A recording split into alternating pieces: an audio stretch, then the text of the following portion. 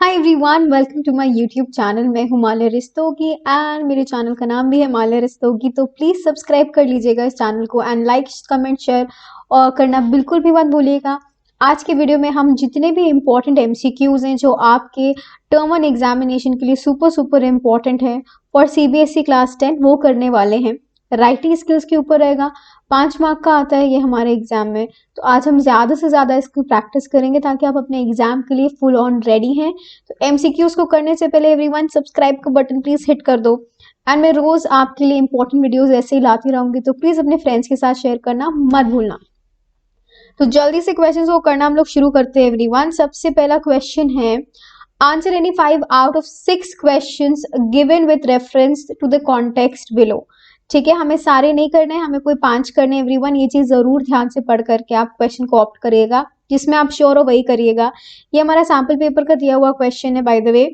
You are Debashri, a resident of Siliguri, Assam. You have to write a letter to the editor of a national daily drawing attention towards the difficulty faced by differently abled people at tourist places.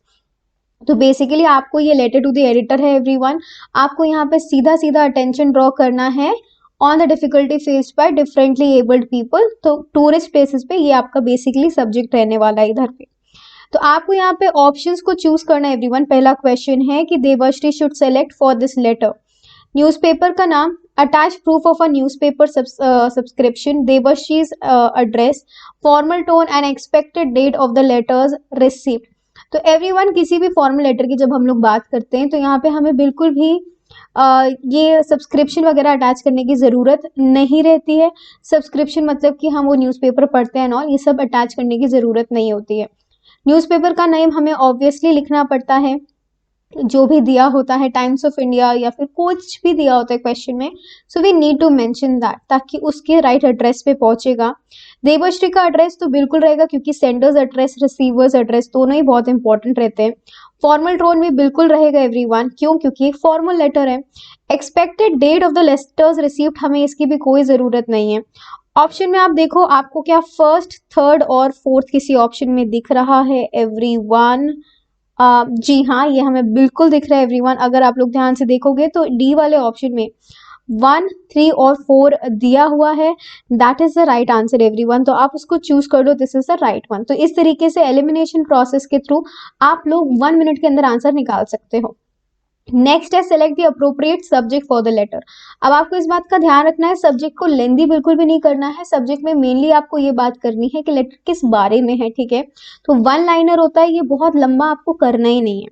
Drawing attention towards differently abled people, the differently abled, neglected और misunderstood, tourist places are an inconvenience to differently abled people, inconvenience faced by the differently abled at tourist spots. तो आप जरा question में पीछे जाओगे, मैंने already underline करा हुआ है। वैसे आप अंडरलाइन तो नहीं कर सकते बट आप उस चीज पे ध्यान रख सकते हो कि किस बारे में है।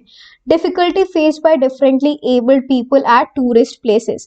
तो अब इसका आंसर भी हमें समझ में आ गया कि यहाँ पे tourist places are an inconvenience की तो बात ही नहीं हो रही एवरीवन। बात ये हो रही है कि इनकन्वीनियंस जो फेस करते हैं, जो प्रॉब्लम्स फेस करते हैं हमारे differently abled people at the tourist spots. तो डी आंसर आपका हो जाएगा। आपको सिर्फ डिफरेंटली एबल्ड पीपल की बात नहीं करनी है, आपको टूरिस्ट स्पॉट को भी मेंशन करना है, जो पहले ऑप्शन में नहीं थी। दूसरे वाले ऑप्शन में भी टूरिस्ट स्पॉट का कुछ मेंशन नहीं था। थर्ड वाले में ऑप्शन में था तो उन्होंने टूरिस्ट प्लेसेस को ही गलत बना दिया।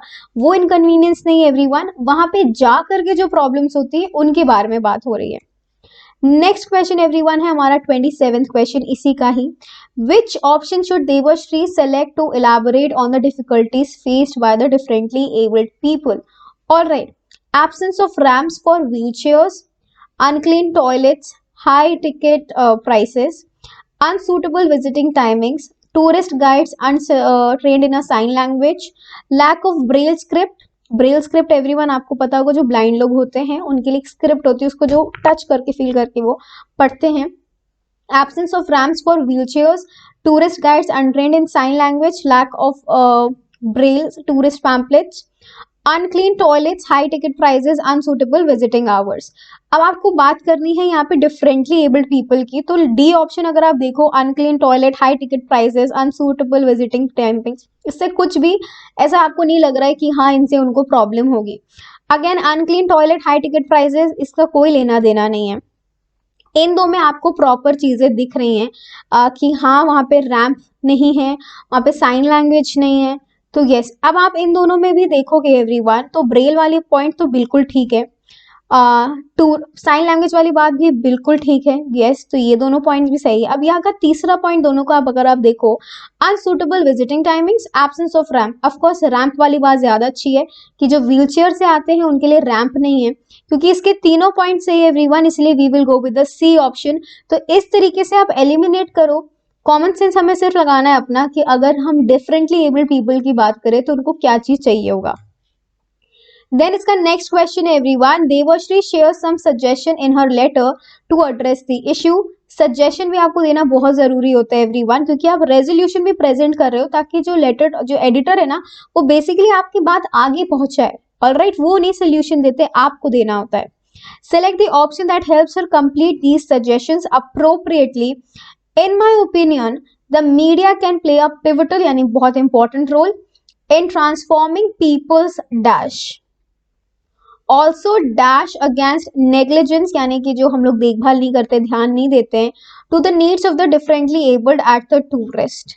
Yes, belief in traditions, perception, attitude, preference, interaction. In people's interactions, is it about interaction everyone? No.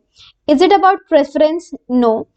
अब आपको इन दोनों में से मुझे लगता है ये ठीक लग रहा है, क्योंकि हमें प्रोटेस्ट नहीं करना है, ना ही हमें मिनिमम इंटरफेरेंस रखवाना है। हमें क्या करना है, इन दो में ही हमें पता चल रहा है कि आंसर कुछ एक है। Believes and traditions, composing songs. अब अगेन सॉन्ग्स का तो कुछ भी ऐसा मेंशन था नहीं कहीं पे भी, तो ये कट हो गया। You are left with one option and that is perception and attitude, यानी कि लोगों की सोच में चेंज लाना। एंड कॉशनिंग यानी वार्निंग दी अथॉरिटीज, उनको पहले से बताना कि हाँ आपको ये जो नेग्लिजेंस हो रही है उसके खिलाफ कोई एक्शन लेना चाहिए। तो आपका बी ऑप्शन इसलिए सही हुआ। आपको दोनों ऑप्शंस को देखना है and then you will be like अच्छा ठीक है, this is going to be right. ठीक है, प्रोटेस्ट हमें नहीं करना है everyone, we don't have to protest, we have to make it convenient. And यहाँ प्रेफरेंसेस की बात नहीं थी, इसीलिए सी वाला गलत है। नेक्स्ट क्वेश्चन का पार्ट आप देखिए, select the opinion that option that correctly justifies the choice of the concluding portion of this letter. Concluding part आप क्या लिखोगे? I expect the authorities to take action on this issue, please post my thoughts in your newspaper, I hope my views get published in the column of your newspaper so that this issue may garner more public support and awareness. अब दोनों में से क्या चीजें देखो, yes to option 1 because of the authoritative tone, no to option 1 because of the informal tone, yes to option 2 because of the tone of polite expectation, no to option 2 because of the certainty in the tone. अब आपको justify करना है कि जो concluding portion है वो आप किस तरीके से लिखने वाले हो। तो यहाँ पे अगर आप देखो कि आप अथॉरिटेटिव टोन में बात करोगे एवरीवन, ऑफ कोर्स नहीं, आप लेटर टू द एडिटर में रिक्वेस्ट करते हो कि वो आपके कॉलम में जगह दे दे उसको, तो ऑफ कोर्स ये नहीं होगा। इनफॉर्मल तो आपको कभी भी फॉर्मल लेटर में टोन को रखना ही नहीं होता एवरीवन। सी ऑप्शन को करने से पहले सी ऑप्शन देखते हैं। पोलाइट एक्सपेक्टेशन, ऑफकोर्स आप पोलाइटली बात करोगे, एक फॉर्मल लेटर है, आप पर्सनली नहीं जानते हो और आप एक्सपेक्ट करते हो कि वो पोस्ट करते। No to option 2 because of the certainty, नहीं, ऑफकोर्स ऑप्शन 2 करेक्ट है everyone, option 2 is absolutely right. आप होप कर रहे हो कि वो पब्लिश करे, पब्लिश करना ना करने के लिए आप कभी भी एडिटर को फोर्स नहीं कर सकते एवरीवन, वो कंप्लीटली खुद सोचेंगे कि वो टॉपिक इंपॉर्टेंट है या नहीं, and then they will decide whether to publish it so that public awareness उसको मिले या नहीं। इसका लास्ट क्वेश्चन है, select the option that completes the concluding line appropriately. I hope that my letter will dash help spread awareness about the issue, lead the action against all lead to action against all authorities responsible at tourist spots, improve circulation of national daily, result in positive reviews by the readers। अब आप मुझे बताओ, आपको क्या positive reviews चाहिए readers से ताकि वो आपके टॉपिक को पसंद करें, आपको तारीफ मिले? ऐसा कुछ नहीं है।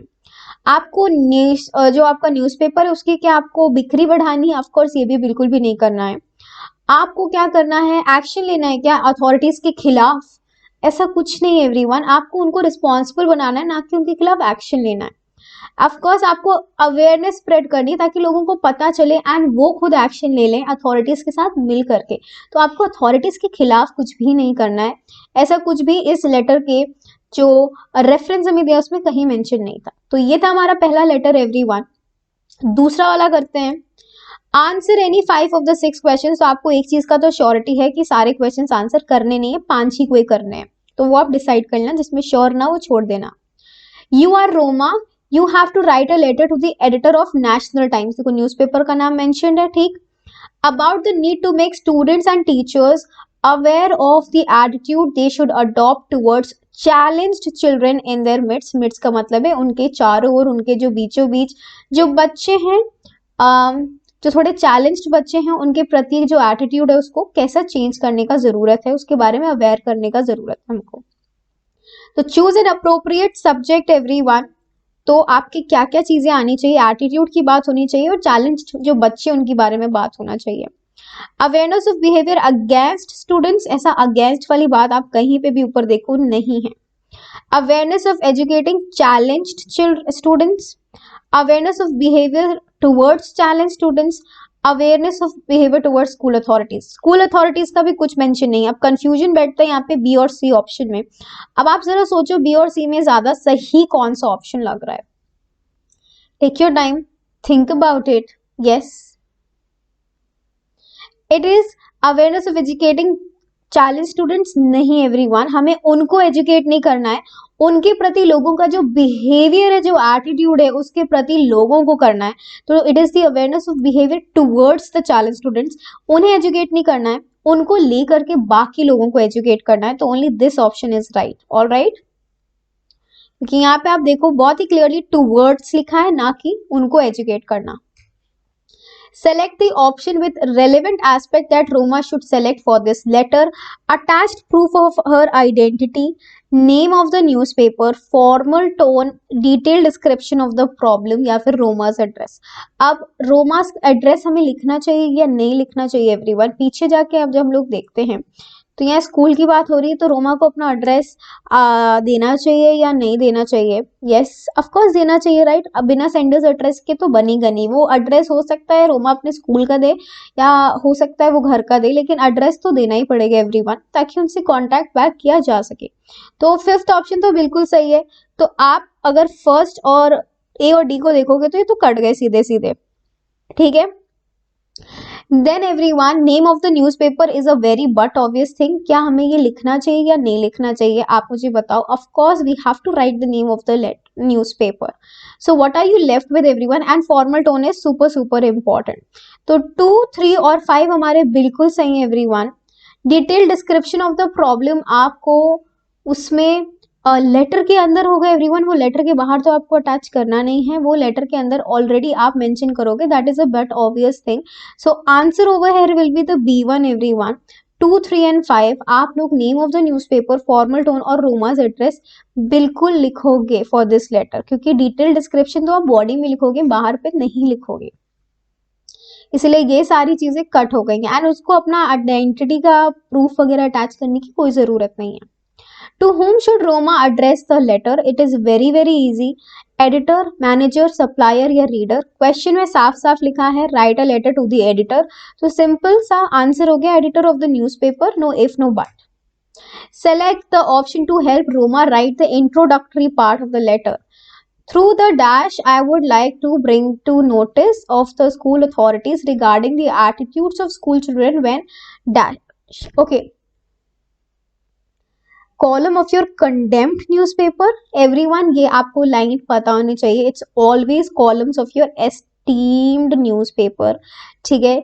ये चीज हम सबको पता है, ये हमेशा आपको स्टार्टिंग में लिखना रहता है। Through the columns of your esteemed newspaper. Condemned का मतलब होता है बेकार, रिजेक्टेड, डिजेक्टेड, तो ये तो बिल्कुल नहीं होगा। एस्टीम का मतलब होता है नामी, something which is successful, something which is working for the society. So इसको आपने सेलेक्ट करके ये वाला पार्ट भी देखा कि बिल्कुल सही है।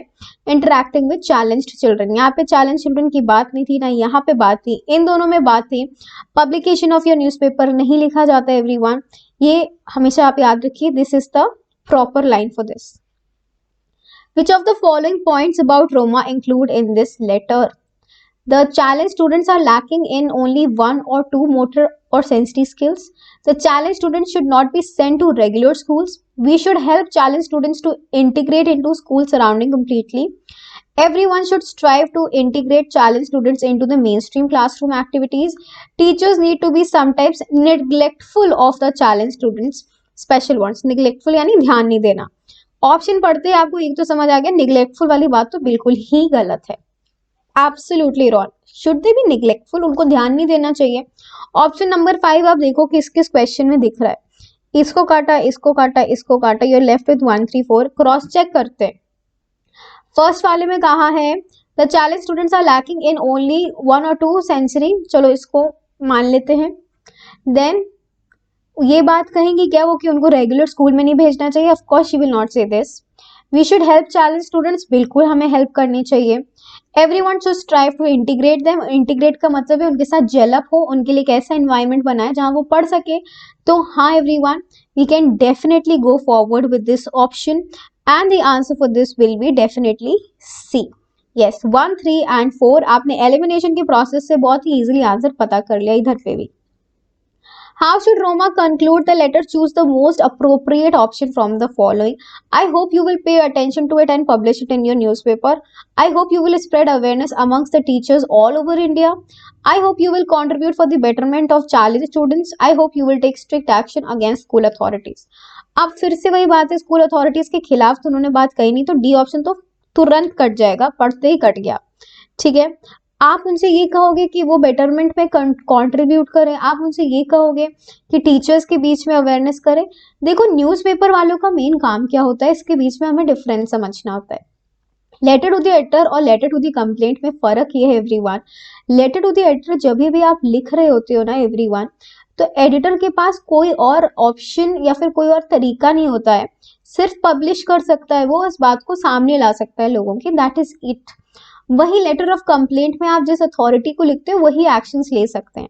तो आपकी इनसे सिर्फ इतनी रिक्वेस्ट होगी कि आप प्लीज इसको अटेंशन दो और इसको पब्लिश कर दो. बाकी का काम करना ना करना तो हमारी अथॉरिटी के हाथ में होगा. इसलिए इसका आंसर हमेशा ए होगा एवरीवन, क्योंकि उससे ज्यादा उनके हाथ में पावर ही नहीं होता कि वो कुछ करें. नेक्स्ट करते हैं एवरीवन, ये हमने 2 लेटर्स कर लिए, तीसरा करते हैं. Answer any 5 of the 6 questions given with reference to the context. You are Rajan.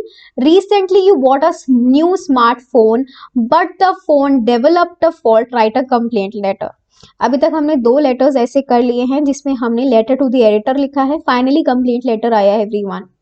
What should Rajan begin the letter with? Date, recipient's address, subject या sender's address.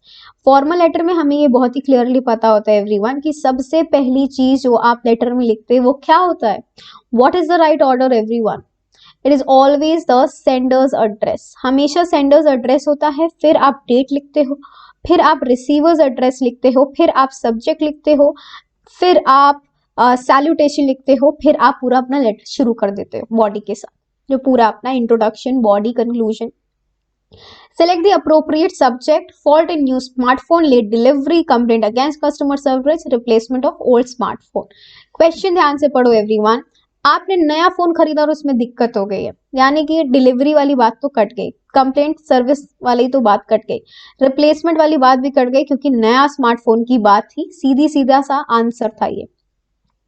What should Rajan highlight in this letter of complaint? He should mention the date of purchase and the model of smartphone. He should brief the problem in the smartphone. He should request for a replacement under warranty या फिर all of these. अब उसको highlight करने की क्या जरूरत है? उसको ऑफ कोर्स मेंशन करना चाहिए खरीदा कब है, मॉडल, ये तो बहुत बेसिक चीज है राइट, कि आपने कब खरीदा, मॉडल नंबर क्या है. आपको ब्रीफली बताना होगा प्रॉब्लम क्या है, बिल्कुल बताना होगा. और ऑफ कोर्स रिप्लेसमेंट की बात तो आप बिल्कुल करोगे क्योंकि नया प्रोडक्ट ही खराब है, तो ऑल ऑफ दीज आपका आंसर बन गया. नेक्स्ट है select the option to complete the conclusion of Rajan's letter.